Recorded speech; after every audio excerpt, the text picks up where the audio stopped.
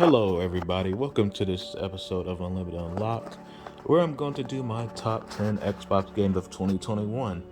And as always, I'm a bit technical, so I don't count games that came out last year. To me, when you do like game of the year stuff, it's for that year. I don't like how a game would be cut off in like November, December, or something, and then it's forgotten the next year. So that's why brilliant games I played this year that I didn't last year, like Assassin's Creed Valhalla and Cyberpunk, they aren't gonna make it.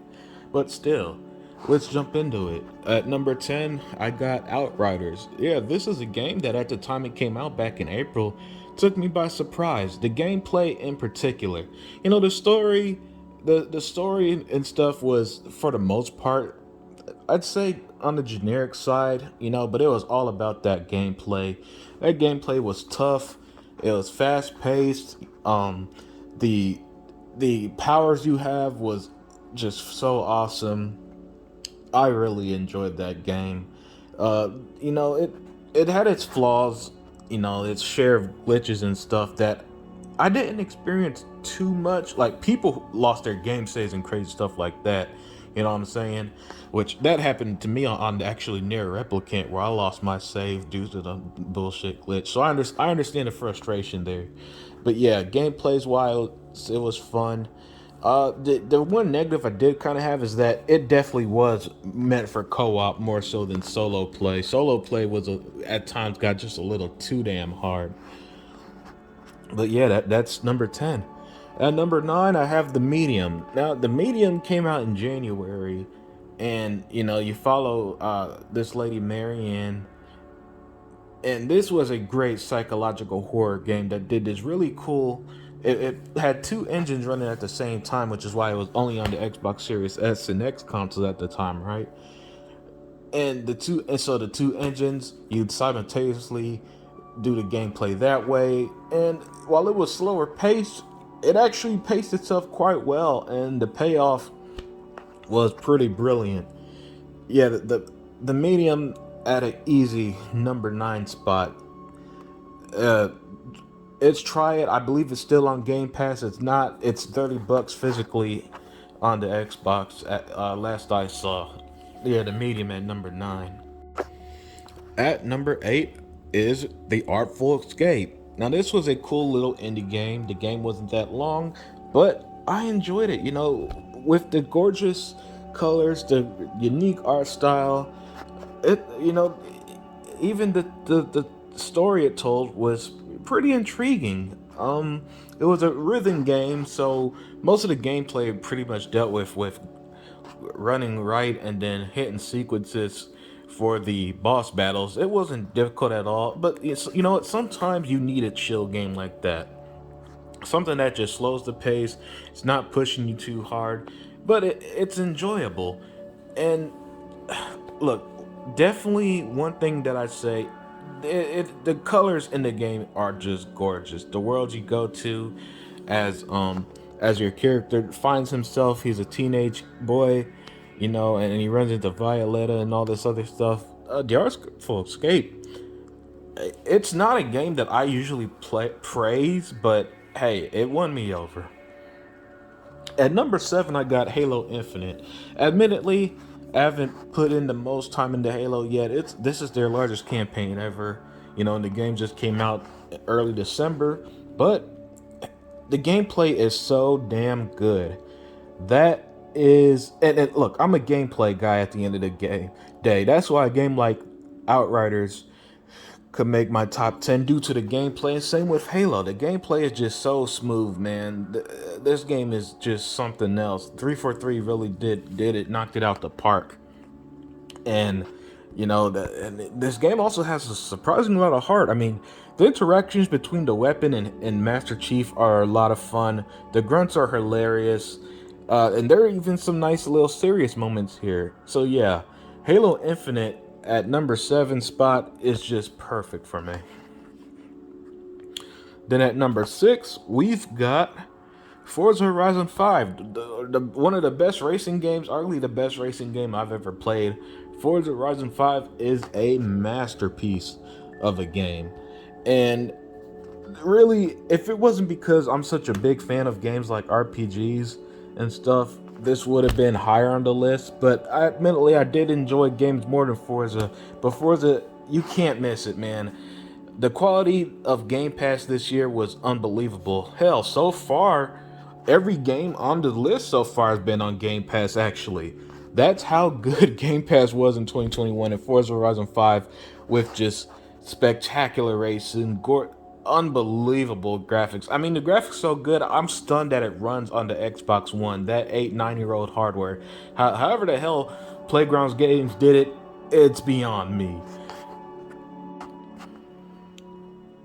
Coming in at number 5, I've got Biomutant, and what a game Biomutant was. I love this game from the pretty much from the moment I started to the moment I finished it. Man, this game was a blast. This was a great open world RPG, very unique, and it's focused on the kung fu combat with your character. I did mine as a commando, and just as the more you play, the more I played, at least the more I just fell in love with the game. As with most games, it's not perfect, but it was perfect for me. The story was pretty cool in this post-apocalyptic world where your character basically fights off these giant monsters, and then in the end, how everything wraps up, all while having this really cool mix of martial arts and kung fu combat. You could have like superpowers with these mutations, or just start blasting away with guns. I did a mix of guns, shooting, and melee with the kung fu. Yeah, Biomutant was easily a solid pick for number 5, just by how much fun I had with that game. It's I don't know how it was received by most people, but hey, for me, it's everything I love in the game. Open world, RPG, great combat. Sign me up. At number 4, I've got Far Cry 6. Yeah, this is my new favorite Far Cry game. I'm not gonna lie. First of all, Danny is the best protagonist they've had in the series. She's not whiny well, I don't know, whiny is the right word, but Jason fell out of place in Far Cry 3, in my opinion. Ajay was alright in Far Cry 4. You were a silent protagonist in Far Cry 5. But yeah, and the gorgeous Yara, which was based on Cuba, and Mr. Esposito, Giancarlo Esposito as Anton Castillo, for just a phenomenally intense and intimidating villain. Everything about Far Cry worked for me, and as always, a game at the end of the day is only as good as the gameplay, and I enjoyed the gameplay quite a lot. It was nice to take, as an RPG fan, it was nice to take a break from always focusing on upgrading skills and stuff like that. So the way that it worked was that your build was more based on the equipment you're wearing and the guns you're using, and so you'd unlock guns throughout the world, and you could modify them. And then the Supremos, as basically a final what is it, like a final move type situation, a super move type situation, was a very awesome addition. And what's cool, they're pretty much all of them were useful in some way, and they just helped a lot, especially in boss battles or when you're swarmed by enemies. Far Cry 6, it was spectacular, and if these next top 3 games just didn't blow me away even more, this could have easily been at number 1. But I think you'll find that my top 3 games, favorite games of the year, were just something else for me. But yeah, what an experience Far Cry 6 was, man. Easy for a number 4 spot. At number 3, I've got Scarlet Nexus. What can I say about this JRPG? Scarlet Nexus to me was the epitome of fun. I started with Kasane's route first, then did Yuito's route second, and through both playthroughs, even though there are minor changes to the story here and there, it never stopped being an experience. And look, I've said it a million times so far, gameplay. The gameplay was this nice mix of real-time combat. It was flashy, creative, and yet the way it was done, pulled off, was right. Because I've found, sometimes in these JRPGs, like Tales of Arise, right? Solid game, but when you trigger some of the more flashy moves, you're watching it, or with the or like in Judgment, Lost Judgment, right? When you do the combat and you start doing these QTEs instead of actually playing it. With Scarlet Nexus, when you triggered your powers, you're still playing the game, and stuff like that works for me. And the gameplay was so fun. The story was really cool and enjoyable. The characters, especially on Kasani's route, were just a blast, an absolute blast to play as. The game was extremely amazing. Like when I beat it earlier, that was gonna be my game of the year until these next two games happened. That's how much I love Scarlet Nexus. So yeah, Scarlet Nexus at number 3 with the highest praise. And at number 2, I've got Tim Schafer's brilliant game, Psychonauts 2. When you talk about creativity in video games, this is it. The amount of imagination and heart and love and creativity, and thanks to Microsoft, being able to be the vision that Tim Schafer had for the game, made for a wonderful and excellent game. This game has some of the best platforming there is. The way that it meshes its combat and gameplay together was excellent throughout the journey. I'm completely into everything going on with Raz. The game was funny. And look, as somebody who doesn't prioritize story, the story was a lot of fun. This game did something very rare, and the number one game did this as well, where every character was likable. That's difficult, and even more so as somebody who usually hates kids in media. The kids in this game were hilarious. Everything in this game worked and clicked. It's the easy 5 out of 5, 10 out of 10 level game. That's how good Psychonauts 2 was. And if only the number one game didn't come along and take me by surprise, this would have been easily my game of the year. Psychonauts 2 is everything I think you want in a game. If you're sick of games pulling the crap it does, with the DLCs and all that stuff, this game is for you. Because this game, you buy it once, you play it for 20 hours, and you come out just loving it. It touches on things like mental health and stuff, and the way that Raz and everybody grows towards it. Look, very rarely do I praise writing in games, but this game had it all. This game deserves the ultimate praise. And if there was just one more game that clicked with me a little bit more, but this game is just a masterpiece of a game. But as always, there can only be one.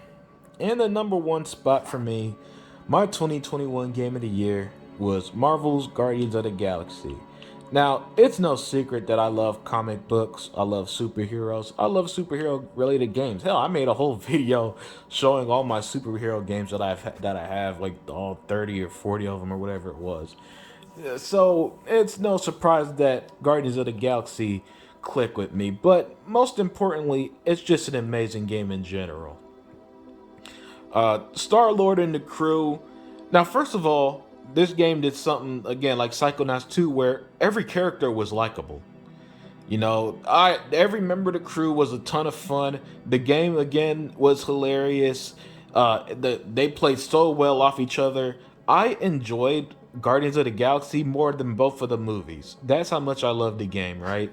And then so when Star-Lord meets who he thinks is his daughter, and how you gotta rescue her and her mom, and how everything plays out, it just feels like the game just feels like such an adventure, and it feels like a comic book story, which is by the way a high praise. It's why I love the Arkham games and stuff like that, because they, in the same way that the Arkham games feel like you're playing as Batman, this feels like exactly what the Guardians of the Galaxy we know should be, the way they interact, and you know, the love that they show without, you know, always stating it, but just how you know how they interact with each other.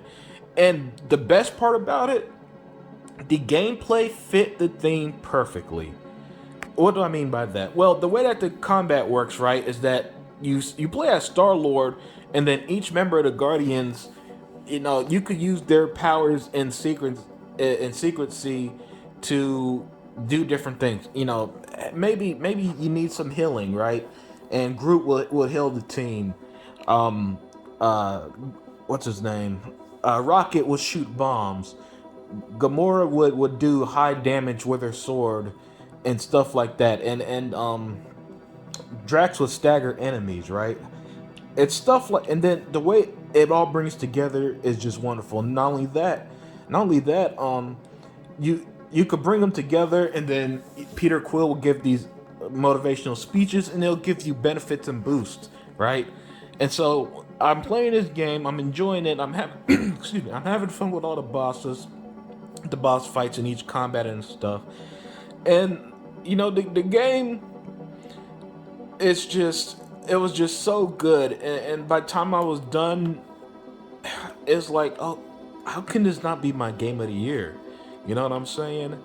The way that the game captured me feels like the way that, say, Sunset Overdrive captured me, or Assassin's Creed Odyssey, where I enjoyed every second of it. Every second was just wonderful. And with that, I think I'm gonna wrap it up here because I could praise this game all day long. But yeah, that's my 2021 game of the year, Marvel's Guardian of the Galaxy. Let me know what you think, and I'm out.